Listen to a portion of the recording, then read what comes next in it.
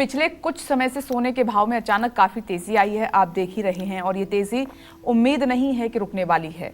क्या सोने के भाव में तेजी या मंदी का ग्रहों से कोई नाता है, कनेक्शन है? क्या ज्योतिष से शेयर बाजार और सोने जैसी धातुओं के भाव का अनुमान आसानी से लगाया जा सकता है? चलिए इसके लिए पंडित जी से जानते हैं। पंडित जी ने जिक्र भी किया। पंडित जी, बहुत महत्वपूर्ण सवाल है। अब हर किसी के मन में यही है कि ये सोना कब सस्ता होगा, कब इसका भाव रुकेगा, लेकिन सोने के दाम तो लगातार बढ़ते ही जा रहे हैं। आखिर क्यों? देखो, हमारे यहाँ जो है शास्त्रों में, ज्योतिष शास्त्र में, मंदी, तेजी,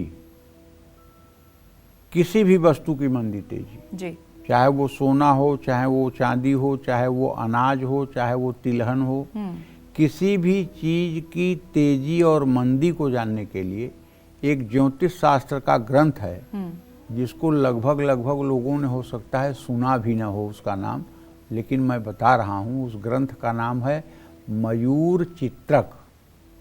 उस ग्रंथ का नाम है मयूर चित्रक। हाँ, मयूर चित्रक। उसमें साफ साफ लिखा हुआ है कि ग्रहों की कब स्थिति क्या होती है तो क्या चीज़ महंगा होता है, क्या चीज़ सस्ता होता है। ये एक प्रकार से संहिता पर आधारित ज्योतिष का चैप्टर है।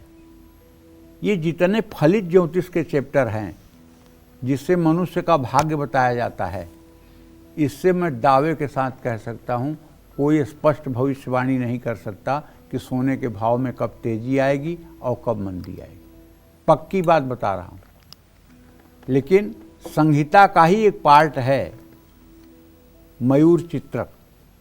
मयूर चित्रक का यदि अध्ययन है और मयूर चित्रक का अध्ययन है और मयूर चित्रक को यदि आपने अनुभव में उतारा है, तो आप सोना ही क्या, आप किसी वस्तु के दाम का सही कैलकुलेशन कर सकते हैं कि कब कौन सा दाम बढ़ने वाला है, कब कौन सा दाम घटने वाला है। जब भी मंगल वक्री होता है तो सोने के भाव में तेजी आती है।